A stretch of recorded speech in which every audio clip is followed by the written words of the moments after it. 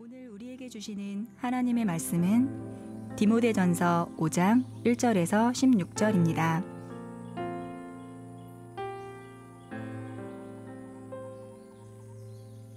늙은이를 꾸짖지 말고 권하되 아버지에게 하듯하며 젊은이에게는 형제에게 하듯하고 늙은 여자에게는 어머니에게 하듯하며 젊은 여자에게는 온전히 깨끗함으로 자매에게 하듯하라.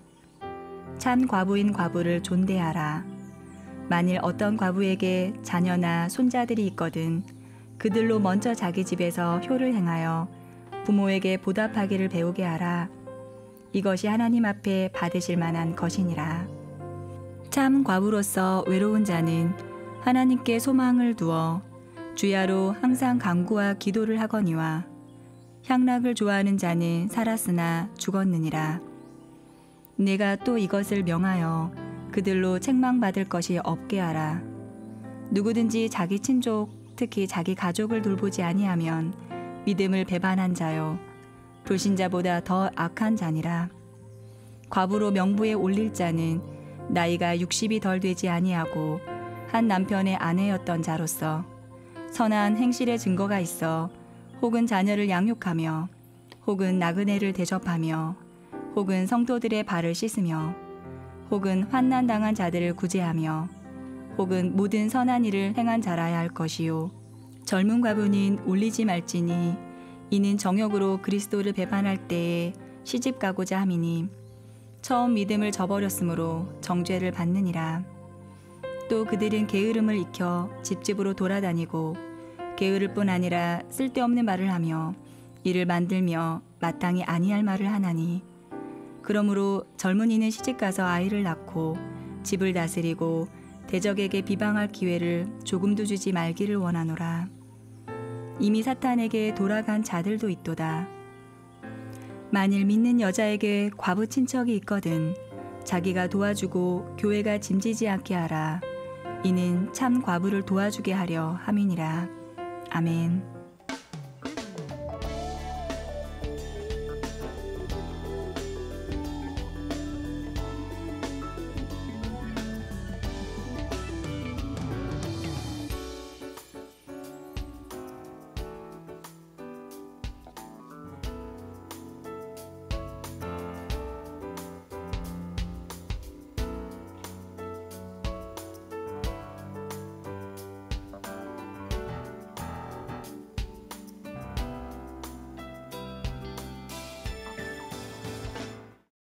할렐루야. 네, 주의 사랑으로 다시 한번 여러분 축복합니다. 하루하루를 아주 절실함으로 살다가 이 자리에 모이신 줄로 믿습니다. 그렇게 매일 하루하루가 연결돼서 영원까지 하나님의 나라에 들어가는 그날까지 승리하시는 여러분의 삶이 되기를 주의 이름으로 축복합니다. 오늘 말씀은 아주 구체적인 생활 속에서 어떻게 하면 그리스도인들이 삶을 정말 지켜나갈 수 있는 덕목을 이제 본격적으로 디모데서가 목회 서신이라는 것을 자기 스스로가 증명할 것이에요. 한 구절씩 이렇게 강의하는 건 좀 의미가 없을 것 같아서 전체적인 문맥 속에서 하나님 우리에게 주시는 의미를 좀 찾아보려고 합니다. 오늘 성경 말씀 1절은 이렇게 시작이 돼요. 자, 여러분 한번 1절 같이 읽어보겠습니다. 시작. 늙은이를 꾸짖지 말고 권하되 아버지에게 하듯 하며 젊은이에게는 형제하듯 하고. 오늘 성경 말씀에 이제 늙은이라고 이렇게 표현됐으니까 제가 그대로 인용하는 거지 우리 권사님들 노여하지 마세요. 젊은 목사님이 자꾸 늙은이 하네. 듣는 것도 싫어 죽겠는데 늙은이라고 이제 표현이 돼 있으니까 이해하시고, 오늘 성경 말씀은 가족에게 하듯 하라, 아버지에게 하듯 하고 엄마에게 하듯 하고 형제에게 하듯 자매에게 하듯 하라. 그래서 교회 식구들이 이제 다 가족이니까, 친한 가족이니까 형제에게 하듯 잘 살고 잘하라, 잘 지내라, 이런 얘기가 오늘 성경의 핵심은 아니에요. 오늘 성경 말씀은 이렇게 시작됩니다. 1절에서 시작하는 것처럼 늙은이를 꾸짖지 말고 권해라. 그러니까 오늘 이 디모데 5장 말씀의 중심은 뭐냐면 꾸짖는 얘기하는 거예요. 꾸짖는 법 가르쳐주는 거예요, 디모데에게. 성도들을 만날 때 때로는 권해야 될 때, 꾸짖을 때가 있을 텐데 어떻게 하는 게 좋을지에 대해서 디모데에게 노하우를, 그런 방법을 전수해 주는 그런 말들이 오늘 담겨 있습니다. 그래서 젊은 여자에게 어떻게 꾸짖고 권면할 것인가, 또 과부들에게는 어떻게 꾸짖고 권면할 것인가. 그래서 맨 마지막 구절인 것처럼 믿지 않는 사람보다 더 나쁜 놈들이야, 이렇게 꼬집는 말씀도 등장하는 겁니다. 자, 바울은 디모데에게 목회자의 책무 중에 아주 중요한 역할 하나를 주는데, 그것은 성도들을 책망하는 일입니다. 아유, 목사님, 무슨 그게 책망하는 일이 이렇게 중요한 일이겠습니까? 책망하는 거는 나쁜 거 아닙니까? 나쁜 일이 같지만 긍정적으로 쓰이는 것이죠. 성도들을 잘 권면하기 위해서는 교인들을 책망할 일이 있어야 된다. 디모데에게 보낸 두 번째 편지에서 바울이 쓰는 것처럼 범사의 오래 참음과 가르침으로 경책하며 경계하며 권하라. 이 경책한다는 말은 경고해주고 책망한다는 얘기예요. 권고해주고 경계하고, 이런 일들이 목회자의 역할 중에 중요 역할이라는 것이죠. 만일 성도가 잘못했는데도 책망하지 않는다면 목사로서 직무유기죠. 어버이가 돼서 자녀가 잘못하는데 아무 거기에 제지 안 하고 아무런 조언도 그 아이에게 해주지 않는다면 그것은 부모로서 책임을 못한 거예요. 버르장머리 없는 아이로 결국 자라게 돼서 자신의 삶도 제대로 컨트롤하지 못하는 그런 아이로 전락할 게 뻔합니다. 같은 목회 서신인 디도서에서도 이렇게 말씀하고 계세요. 너는 이것을 말하고 권면하여 모든 권위로 책망하여 누구에게서든지 업신여김을 받지 말라. 성도들에게 말하고 권면 잘해야 된다 하면서 너의 권위로, 디도가 갖고 있는 목회자의 권위로 책망을 잘해야 된다. 그래야 어디서든지 업신여김 당하지 않게 될 거다라는 겁니다. 예수님께서도 요한계시록의 말씀 속에 애정을 담아서 아시아에 세워진 7교회를 간절한 사랑의 마음으로 권면하는 말씀 중에 이런 말씀이 나와요. 내가 사랑하는 자를 책망하여 징계하노니, 사랑하기 때문에 내가 너를 책망하고 징계하는데, 그러므로 내가 열심히 내, 너 회개해 라고 말하는 거죠. 권면하고 책망하는 목적은 책망을 위해서 책망하는 것도 아니고 단순히 그냥 목회자가 권위만 주장하고 내가 이런 사람이야 라고 힘자랑하는 게 아니다. 권면과 책망하는 목적은 분명히 있는 것인데 결국은 책망받을 일이 교인들에게 없도록, 여러분, 이 땅에서 책망받는 건 그냥 뭐 그럴 수 있어요. 근데 정말 우리가 위험한 일은 하나님 나라 가서 책망받으면 이때는 끝난 거예요. 더 이상 복구할 기회조차 없어요. 하나님 앞에 가서 책망받을 일이 생겨버리면 이제는 끝난 거예요. 약하고 게으른 종아 라고 거기서 책망받으면 문 밖으로 쫓아내서 슬피 울며 이를 갈미 있으리라, 거기서 책망받으면 끝난 거예요.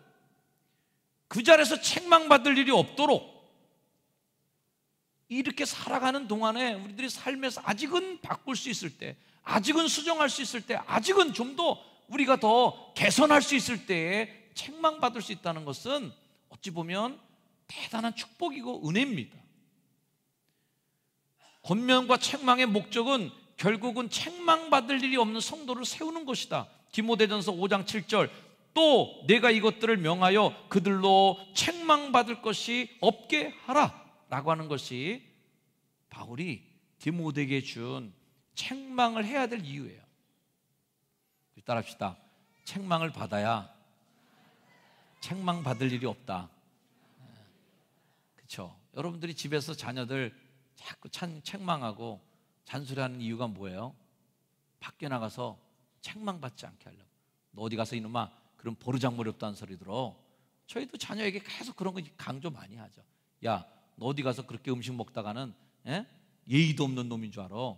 절대 음식 먹을 때 소리 내지 마. 젓가락으로 끼적끼적 대지 마.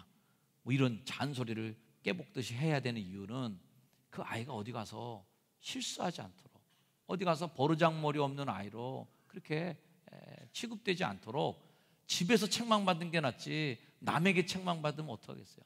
내 자식인데 나한테 책망받은 게 낫지 나가서 남한테 책망받으면 부모도 승질나요. 그래서 오늘 성경 본문 말씀에는 늙은이나 젊은이나 늙은 여자에게나 젊은 여자에게나 잘 권하라는 거예요. 가족을 사랑하듯 그 마음을 담아서 신경질적인 꾸지람으로 하지 말고, 그냥 꾸짖는 거는 뭐예요? 어휴, 그냥 똑바로 확 이러는 거고, 권하는 건 뭐예요? 그렇게 하면 안 되고 이렇게 해야 돼. 그래서 권사라는 직임이 중요한 거예요. 야단치는 것만이 교회 지도자들이 아니에요. 방법을 보여주고 샘플을 보여주는 게 교회 지도자입니다. 그러니까 장로님, 권사님도 힘든 거예요. 어떻게 하는지를 보여줘야 되니까. 그러면 사람들이 알거든요. 아, 저렇게 해야 되는구나. 셀리더나 교구장도 힘든 게 뭐예요? 보여주니까 힘든 거예요. 권할 수 있으려면 보여주고 샘플이 돼야 된다는 게 어려운 것이죠. 신경질적으로 그냥 똑바로 해! 라고 하는 걸로 바뀌어지는 일은 세상에 하나도 없습니다. 그래서 오늘 성경 말씀은 꾸짖지 말고 권하여 라고 시작하는 것이죠. 사랑을 담아 권면하는 겁니다. 자, 디모데 후서의 말씀에 보면 2장 25절 말씀에 이런 말씀이 있어요. 거역하는 자를 온유함으로 훈계할지니. 심지어는 교회에 거역하는 사람들도 나올 수 있다는 거예요. 거역하는 사람들도 어떻게 해야 돼요? 훈계해야 돼요. 어떻게? 온유하게 훈계해야 된다. 성질내고 하지 말고 버럭내갖고선 야단치는 걸로 끝나는 게 아니단 말이에요. 항상 훈계할 때는 온유함이 담겨 있어야 그 훈계가 교회적인 것이지, 온유함이 없는 훈계는 징계가 됩니다. 징계가 되고 그거는 그냥 갈등을 일으키는 요소가 될 뿐이다. 오늘 성경 말씀은 여러 가지 삶의 권면을 해주고 있어요. 선한 행실을 갖고 있는 선한 성도라면 당연히 해야 될 일들을 권면합니다. 만일 어떤 과부에게 자녀나 손자들이 있거든 그들로 먼저 자기 집에서 효를 향하여 부모에게 보답하기를 배우게 해라. 여러분, 가정교육을 잘 하시길 저희는 축원합니다. 배우게 잘 하시길 바랍니다. 이 대목에서는 저도 좀 찔림이 많이 있네요. 우리 자녀들은 부모에게 하는 일이 100점 만족이 안 되는 것 같아요. 부모님들은 저한테 150점을 맞으시는데 저는 항상 부모님께 아무리 잘해봐야 70점 맞기도 쉽지 않은 것 같습니다. 아무튼 우리 자녀들이 또 그걸 보고 배울 텐데 그거 참 어려운 부분이라는 생각하고 우리들이 꼭 배워야 될 부분이라 또 생각합니다. 심지어는 디모데전서 5장 8절 말씀에 친족, 자기 가족을 돌보지 않으면 믿음을 배반한 자고, 이 불신자보다 더 나쁜 놈이 누구예요? 자기 가족 잘 안 돌보는 사람들. 옆에 분에 가면 축복해 주세요. 가족을 잘 돌봅시다. 우리 성가대분들도 옆에 가족들 잘 돌보십시오. 서로 잘 돌봐야 그게 믿지 않는 사람보다 더 나쁜 놈이 안 되는 거예요. 옆에 분에 가면 이렇게 얘기해주세요. 안 그러면 믿지 않는 사람보다 더 나쁜 놈이야. 이 교회 다니면서도요, 우리 형제 서로 가족들에게 잘 못해주는 사람들, 이거 예수 안 믿는 사람보다 더 나쁜 놈이라 성경에 굉장히 심하게 얘기해주고 있어요. 아무튼 또한 초대교회 성도들 중에 많은 구성원 중에 포함되어 있었던 과부 그룹들, 초대교회가 있었던 첫 번째 갈등도 뭐예요? 히브리파 과부들, 헬라파 과부들, 이거 구제해서 서로 명단에 빠지고 넣고 이거 잘못돼 갖고 그 초창기에 교회에서 그 사단이 난 거죠. 이거 해결하려고 집사도 세우고 한 거 아니겠습니까? 아무튼 이 과부 그룹이 굉장히 그 당시 교회에서 많았기 때문에 젊은 과부들, 참 과부들, 늙은 과부들 계속 골고루 분류대로 잘해서 이 사람들한테 이렇게 해주고, 과부의 명단에 올릴 사람은 몇 살이 돼야 되고, 또 과부가 됐더라도 몇 살이 되기 전까지는 함부로 명단에 올리지 말아라. 괜히 잘못 올렸다가 덜크덕 잘못되기라도 하면 이게 큰일 나니까, 뭐 이렇게 해서 자세한 설명을 골고루 해주고 있습니다. 자, 아무튼 오늘 이 바울이 디모데에게 해주는 레슨의 가장 중요한 레슨 가운데 하나는 권면과 책망을 잘 하라는 거예요. 자, 오늘 이 말씀을 좀 더 나눠보려고 합니다. 오늘 성경 말씀엔 꾸짖지 말고 권하라고, 즉 성도들의 잘못이 있을 때는 부드럽게 바로 잡으라는 말입니다. 더 핵심을 가치를 말하자면 성도들을 바로 잡으라는 거예요. 꾸짖지 말고 권하라는 말은 꾸짖지 말고 권하지도 말라는 얘기가 아니라 반드시 권면해야 된다는 거예요. 반드시 권해서 고쳐야 된다는 거예요. 하지만 고치는 방법 중에 그냥 야단만 쳐서 되는 게 아니니까 권하는 방법으로 잘 하라는 겁니다. 언젠가 제자반 수업을 하고 있는데 우리 반원 중에서 어떤 분이 이제 질문을 던졌어요. 목사님은 어떤 성도가 제일 좋은 성도라고 생각하세요? 뭐 여러 가지 생각할 수 있죠. 봉사 잘하는 성도, 그리고 뭐 하여튼 교인들끼리 관계가 좋은 성도, 예배 잘 드리는 성도, 다 좋은 성도인데 어떤 성도가 좋은 성도일까 제가 이제 고민하다가 그때 제가 준 답이 뭐냐면 야단치기 좋은 성도요 라고 제가 대답했습니다. 야단치기 좋은 성도. 옆에 분에게 물어보세요. 야단 맞기 좋은 사람인가 난? 기분 나쁘시죠 그 얘기 들으니까. 예? 아니 무슨 내가 뭐 야단 맞기, 내가 야단 맞으면 안 되지. 기분 나쁘잖아요.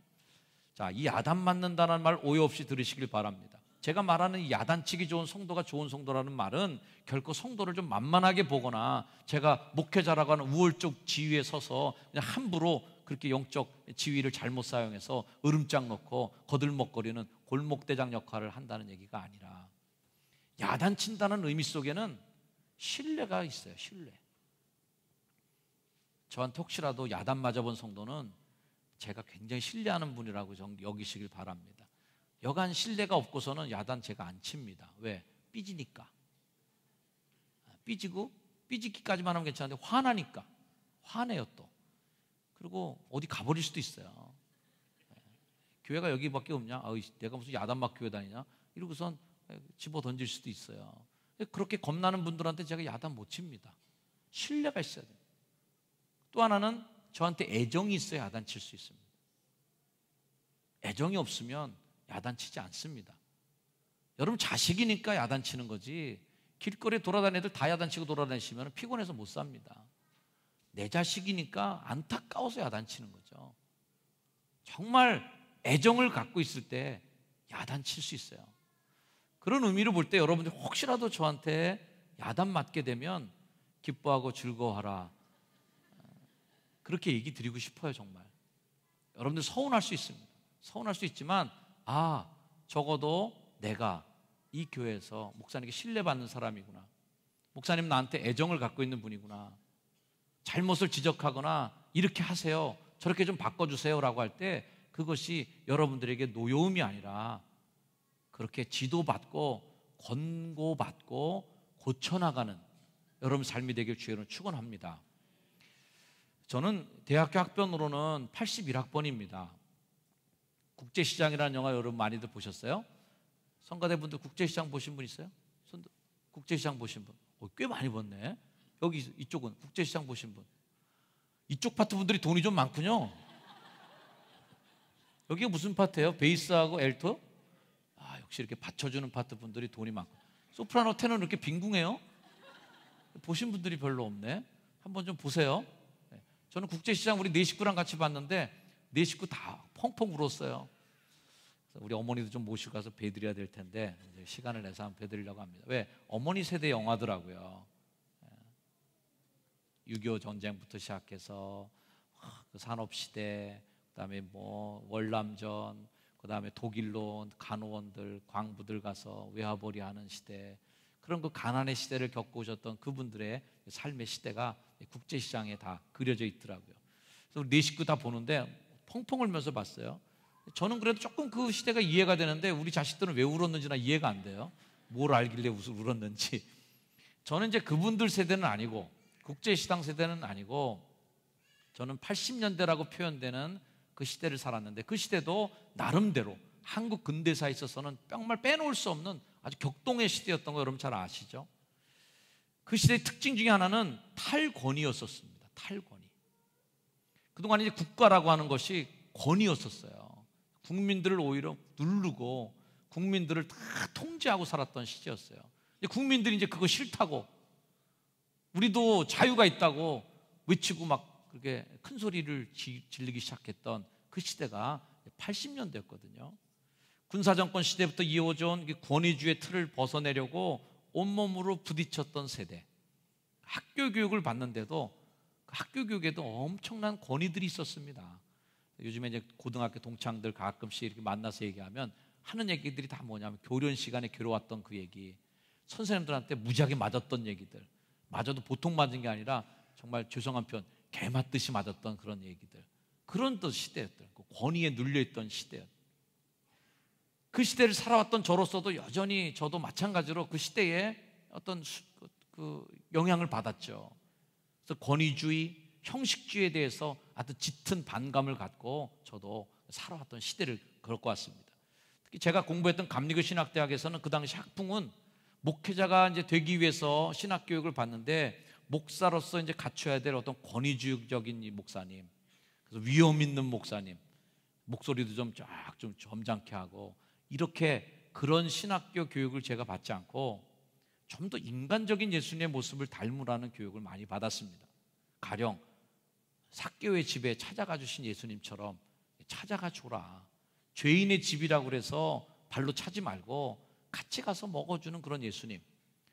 종교인들이 많이 살고 성전이 있었던 예루살렘에서 목회를 중심으로 하기보다는 무지렁이들이 많이 살았던 어촌이었던 갈릴리에서 주로 활동을 많이 하셨던 그런 예수님처럼 이 사회의 낮은 곳, 이 사회의 어떤 어려운 사람들을 더 깊이 이해하고 그들을 배려하는 목회자가 되어야 된다라는 이야기들. 그래서 예수님이 죄인들과 세리의 친구였다라고 하는 이런 얘기들을 많이 들으면서 목회자로서 어떤 훈련을 받았던 시기였습니다. 이제 그런 수혜를 많이 받다 보니까 뭐 제 자신도 좀 고치려는 것들을 많이, 기존의 교회들이 해왔던 것 중에 제 눈에 보기 때 안 좋았던 부분들을 좀 고치려는 게 많이 있었습니다. 뭐 요즘에 이제 거의 많이 안 하고 있지만 어느 교회들 가보면 이런 거 있어요. 담임 목사 지정 주차 구역 뭐 이런 거 있는 교회가 있어요. 우리 교회 그거 없죠? 그런 거 제가 제일 싫어하는 겁니다. 아니 뭐 담임 목사도 그냥 주차하면 아무데나 주차하면 되지, 꼭 내가 주차할 자리를 확보해 놓고 그러고선 지정석 마련해 놓고 이거 하지 말자. 주일날은 저도 꼭 바깥에다 길에다 주차하고, 구예배당 주차장도 저는 사용 안 해요. 거기도 편한 자리니까 길거리나 아니면 골목의 빈자리에 꼭 주차합니다. 적어도 권사님들 이상 되신 분들은 우리 교회 주차장에 주차할 권리가 없으세요. 권사님 장로님들은 다 바깥에 대고 오세요. 교회는 높을수록 낮아져야 되는 게 교회다. 높을수록 더 불이익을 당해야 돼. 높을수록 더 교회에서 남들을 섬기는 일을 더 해주셔야 된다. 담임 목사도 차 안 대니까 우리 교회 권사님들 정도 되신 분들은 다 밖에다 대고 들어오세요. 바깥에다 차 좀 대고, 우리 교회 주차장은 새가족들을 위해서, 새가족들이나 또는 초신자들을 위해서 양보하십시오. 대부분 권사님들 이런 분들은 일찍 와요. 또 9시 정도면 교회 다 도착해요. 그리고 주차장 다 차지하고 있어요. 그러고 나서 새신자들이나 초신자들은 언제 와요? 10시 59분 30초에 도착합니다. 10시 59분 30초에 도착을 하세요. 그런 다음에 주차할 곳이 없어. 그럼 막 빙빙 도는 거예요. 그러다가 예배 지각하는 분들이 많이 생기는 겁니다. 여러분들 좀 많이 주차장을 배려해 주시길 바랍니다. 아무튼 좀 더 이렇게 권위를 좀 벗어내려고 하는 작은 시도죠. 뭐 주차 그거 하면 어떻게 한다고 그래서 제가 뭐 크게 바뀌는 건 아니지만 적어도 그러진 말자는 거죠. 또 매주일 새가족들이 계시기 때문에 제가 이제 식당에서 줄 서서 밥을 타는 일은 사실 거의 없습니다. 52주 거의 매주 새가족이 오시니까 주중에 식당에서 밥 타 먹을 일이 있으면 저도 꼭 줄 서서 같이 타서 먹습니다. 그러고 하고 싶은 대접받는 것보다는 그렇게 자리에서 내려갔을 때는 같이 예수님처럼 친구가 되고 싶은 마음인 거죠. 목사로서 권위주의와 특별주의, 차별주의를 좀 버리려고 노력합니다만은 이 교회가 좀 덩치가 조금씩 이제 커지면서 그것도 좀 쉬운 일은 아니게 점점 바뀌어가고 있는 중에 있습니다. 우리 교회 이제 주보도 보면 헌금 명단이 나오는데, 헌금 명단에도 다른 교회들 보면 아직도 그런 교회들이 많이 있습니다. 무조건 헌금 명단에 맨 앞엔 담임 목사님이에요. 그런 거 많이 보셨죠? 담임 목사님 있고 그 다음에 장로님들이 나오세요. 장로님들이 끝나야 그때부터 가나다 순이 나오기 시작합니다. 우리 교회는 그것도 잘 안 하고 있어요. 무조건 가나다 순으로. 주님 앞에 헌금을 드리는 것은 누구나 다 평균하게 다 성도 입장에서 드리는 거니까 저는 정치니까 항상 뒤로 밀려 있고, 제 아내는 호시라서 완전히 뒤로 찌그러져 있고, 이왕이면 가씨가 될 거 그랬어요. 그럼 항상 앞에 나올 텐데. 아무튼 조금이라도 그런 어떤 권위주의적인 거, 차별주의적인 거, 이런 걸 없애려고 많이 애를 쓰려고 하고 있습니다. 제가 저의 목회 가치관으로 삼는 성경 구절이 하나 있어요. 빌립보서 2장 5절부터의 말씀입니다. 같이 한번 읽어봤으면 좋겠어요. 시작. 너희 안에 이 마음을 품으라. 곧 그리스도 예수의 마음이니 이는 근본 하나님의 본체시나 하나님과 동등됨을 취할 것으로 여기지 아니하시고 오히려 자기를 비워 종의 형체를 가지사 사람들과 같이 되셨고 사람의 모양으로 나타나사 자기를 낮추시고 죽기까지 복종하셨으니 곧 십자가에 죽으심이라. 아멘. 요즘에 성경 통독할 때 이제는 기계로 안 읽고 사람들이 읽고 있어요. 스타들이 많이 나왔대요. 잘 읽는 분들. 오늘 제가 2부 예배를 드리는데 2부 예배 성경 봉독을 제가 했거든요. 2부 예배 성경 봉독을 하는데 긴장되더라고요. 왜냐하면 성경 봉독하는 분들이 그 줄비하게 앉아 있었거든요. 틀리면 안 되는데 빨리 읽어야 되는데 그래서 일부러 막 빨리 읽었어요. 너희 안에 이 마음 품으라고 그리스도 예수의 마음이니 그는 근본 하나님의 본체신 하나님과 동들됨을 취할 것을 여기지 아니하시고 성경 통독 같으지. 이게 뭔지 모르는 분들은 따라합시다. 회개하면 된다. 이게 뭔지 모르는 분들은 그냥 회개하면 돼요. 새벽마다 통독하고 있습니다. 옆에 분에 인사해 주세요. 통독 좀 합시다. 또 낮에도 와서 통독했어요. 목사님 저게 뭔 말 하시는 거야. 전혀 모르는 분들은 회개하시면 됩니다. 아무튼 제가 이 성경 구절을 본문을 중심으로 해서 제가 이름한 목회 이름이 성육신 목회다. 성육신 목회는 뭐예요? 예수님이 하나님과 동등됨을 가질 뿐이었지만 동등됨을 포기하고 사람이 되셨다. 이게 예수님 목회의 시작점이었다는 것이에요. 그래서 이런 기준에서 좀 더 목회자도 좀 더 어떤 신적인 존재로서의 위치가 아니라 사람처럼 되는, 예수님이 그러셨는데 왜 나는 신이 되려고 하나?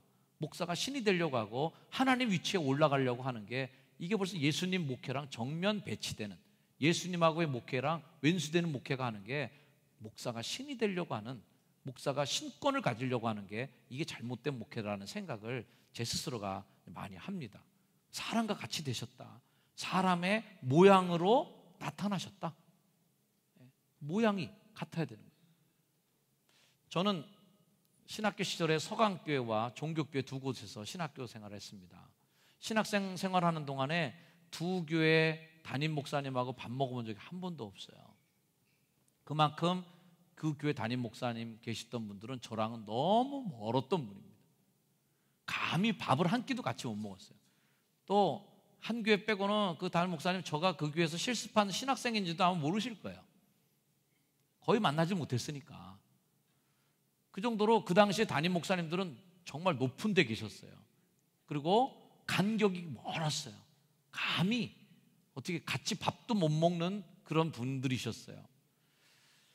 저희 교회 신학생들은 그래도 저랑 밥 같이 매일 잘 먹습니다. 저는 적어도 제가 그 생각을 해서 야, 내 신학교 생활인데 적어도 그 교회 가서 실습하는 교회에 가서 담임 목사님이랑 얘기도 못하고 이름도 기억 못하는 그런 교회에서 내가 실습 생활을 했기 때문에 나는 그러지 말아야지 하면서 신학생들하고 이름을 좀 많이 알고 사귀려고 애를 많이 씁니다. 좀 더 좀 가까워지려고 노력을 많이 하는 것이죠. 근데 그런 저에게도 좀 고민이 좀 있어요. 그것은 제가 되고 싶어하는 목사상이 이렇게 있고 또 교인들이 바라는 목사상이 또 있더라고요. 우리 교인들이 기대하는 거. 그래서 교인들은 오히려 제가 그런 목사상이 되는 걸 좀 안 좋아하는 분들도 많이 계십니다. 목사님이 좀 더 거룩했으면 좋겠다. 목사님이 좀 더 이렇게 영험한 신분처럼 보이면 좋겠다. 우리들과 같이 놀지 않았으면 좋겠다.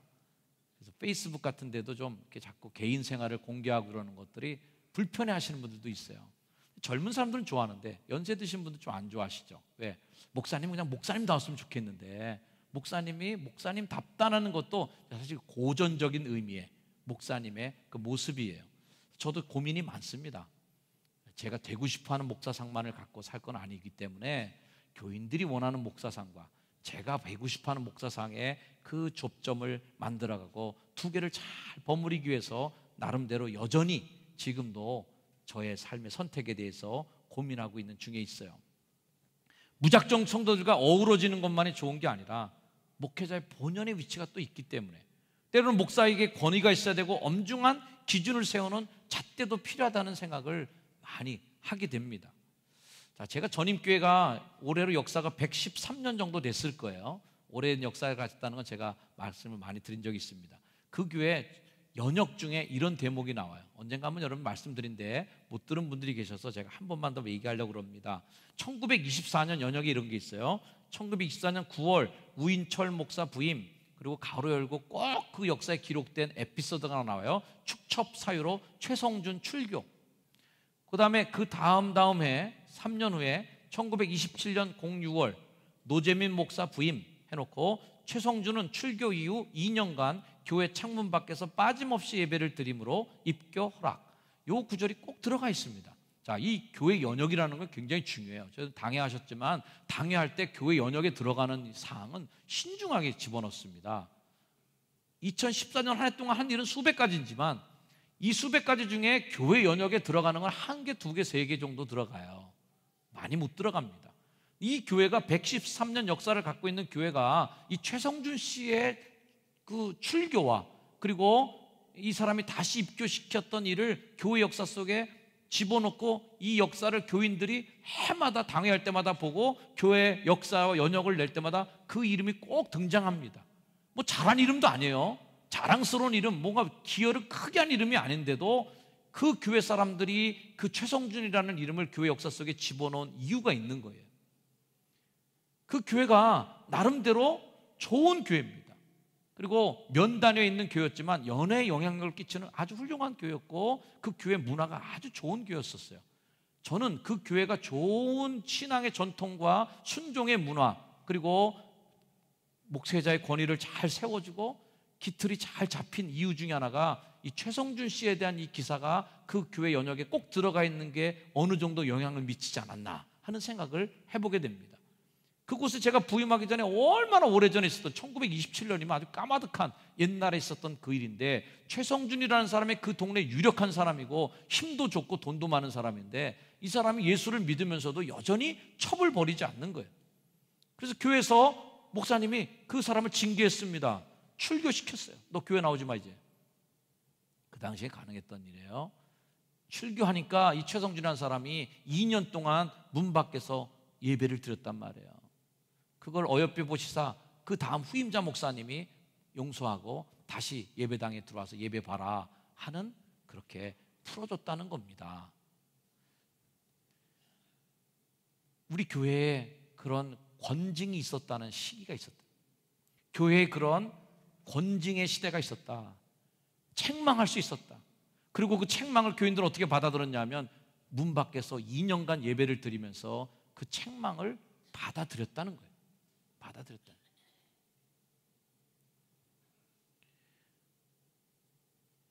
제가 부흥회 가면 꼭 한 번은 하는 예화가 하나 있습니다. 진흙에 대한 비유를 꼭 한 번 얘기를 합니다. 도자기집에 가면 여러 도자기들이 많잖아요.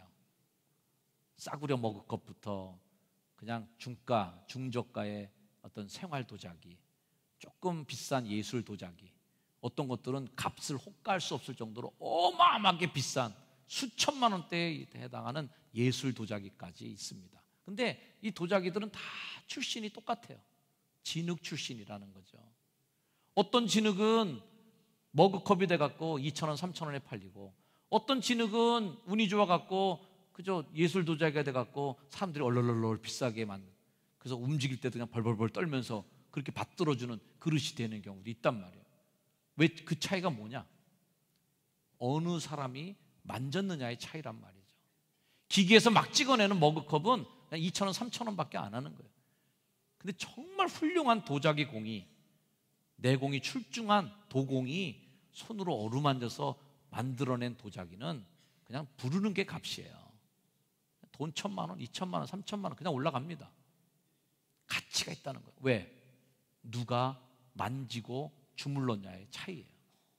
그러나 그렇게 아무리 훌륭한 도공이 진흙을 만지고 있더라도 그 진흙이 도공이 맘대로 만져지지 않으면 소용이 없습니다.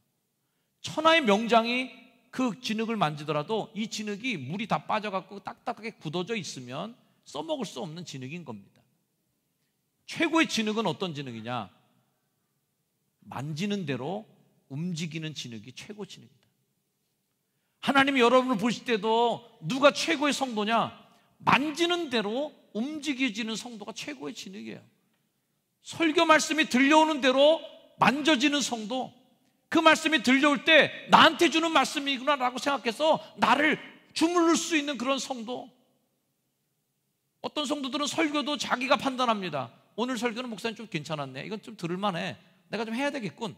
어떤 설교는 아유 목사님 이건 아니지, 이렇게 얘기하시면 안 되지, 이거 틀렸어, 안 듣는 말씀. 누가 그걸 기준으로 해요? 자기가 기준이 돼요. 성경에서 가장 하나님께서 적대시했던 사람들이 누구냐면 마음이 강팍한 자들이었어요. 마음이 강팍한 게 왜 위험합니까? 안 움직이니까. 변화가 안 되는 거예요. 성령이 우리에게 임하시면 어떤 역사가 일어난다고 합니까? 성령이 오면 너희의 굳은 마음을 제하고 부드러운 마음을 주실 것이며, 성령이 우리에게 하시는 중요 역할 중에 하나가 우리의 마음을 부드럽게 만들어준다는 거예요. 부드러우면 어떻게 될까요? 발전할 수 있어요. 부드럽게 되면 어떻게 될까요? 더 나아질 수 있어요. 더 성장할 수 있고 더 예수님이 바라는 상태로 만져진단 말이에요. 근데 이게 굳어지면 천하의 명장도 손도 못 댑니다. 움직여지지 않으니까. 저와 여러분 모두는 아직도 우리는 가능성의 존재들이에요. 아직 완성체가 아닙니다. 언제 우리는 완성될까요? 주님 나라 가서 심판대 앞에 설 때 그때 완성체가 되는 거예요. 그때 주님 우리 행한 일이 따름이라 우리가 행한 대로 갚아주실 거예요. 나와 함께 영원한 천국에 들어가자, 아니면 문 밖으로 쫓겨나서 슬피 울며 이를 감이 있으라, 거기서 판가름 할 것입니다. 그러나 그 나라 가기 전까지는 우리가 이 땅에 사는 동안에 교회는 왜 필요한가, 왜 목사가 이곳에 존재하는가 하면 여러분들을 책망하고 만지기 위해서 하나님이 세우신 직임이고, 여러분들은 교회 왜 다니고 있는가? 여러분들의 부족함을 늘 주님께 고백하면서 만져지길 바라면서 다니고 있다는 거예요. 교회 다니면서도 만져지길 거부하면 그건 생명이 끝난 거죠. 성경이 얘기한 대로 마음이 완악한 자고 마음이 강팍한 자가 된 겁니다. 이렇게 되면 하나님이 내친다고 그랬어요. 여러분의 마음이 부드러운 마음이 되길 축복합니다. 디모데에게 바울이 준 중요한 직임, 꾸짖지 말고 권하라. 이 말은 성도들을 권면해서 꾸짖음 같은 마음으로 잘 권해서 성도들을 잘 만들으라는 책임지는 말이에요. 우리는 더 성장하기 위해서 기꺼이 이 성경의 말씀 속에서 책망을 들을 것입니다. 디모데 후서 3장 16절 말씀, 모든 성경은 하나님의 감동으로 된 것으로 교훈, 책망, 바르게 함, 의로 교육하기에 유익한 말씀이에요. 매 주일마다 들려오는 성경 말씀을 통해서 이 말씀 속에서 여러분이 교훈도 받으시길 축복합니다. 이 말씀에서 책망도 듣게 되기를 주의 이름으로 축원합니다. 여기에서 바르게 함과 의로 교육하기에 유익한 주의 말씀을 접하시고 여러분이 변화되어 가기를 주의 이름으로 축원합니다. 목사가 듣는데 가장 행복한 고백은 뭐냐면 목사님의 설교를 듣고 이렇게 하려다가 바꿨다는 거예요. 가장 행복해요. 목사님 말씀을 듣고 이 길로 가려다가 길을 바꿔서 이 길을 선택했다는 거예요. 목사님의 말씀에서 책망을 느끼고 그 말씀 속에서 찔림이 돼서 어떤 것을 선택하는 데 있어서 영향이 생겼다는 거예요. 이것은 목사만 기분 좋은 말이 아니라 주님이 기분 좋은 말 아니겠습니까? 하나님이 기분 좋으신 말이에요. 왜? 내가 만졌으니까. 그게 목사의 말이 아니죠. 정현수 목사가 한 말이 아니잖아요. 성경 말씀에서 그런 얘기를 제가 전한 거잖아요. 그냥 하나님의 말씀이죠. 하나님이 그렇게 여러분 만지신 거고 그 말씀에 책망을 받고 바꾸고 변화돼 갔으면 그 성도가 좋은 성도인 거죠. 더 좋은 교회, 더 좋은 성도, 주님이 더 만지기 좋은 부드러운 성도로 주님의 책망과 꾸지람도 들어가면서 잘못된 거 고치고 잘한 거 칭찬 들으시면서 더 많이 성장되시고 더 많이 자라가고 하나님의 완전함에까지 이르는 성숙한 성도로서 자라가는 여러분이 되기를 축복합니다. 기도하십시다. 주님, 우리를 더 많이 만져주시고 우리를 더 많이 빚어주시옵소서. 주님의 도구와 주님의 뜻대로 우리를 만들어 주시옵소서. 예수님의 이름으로 기도드립니다. 아멘.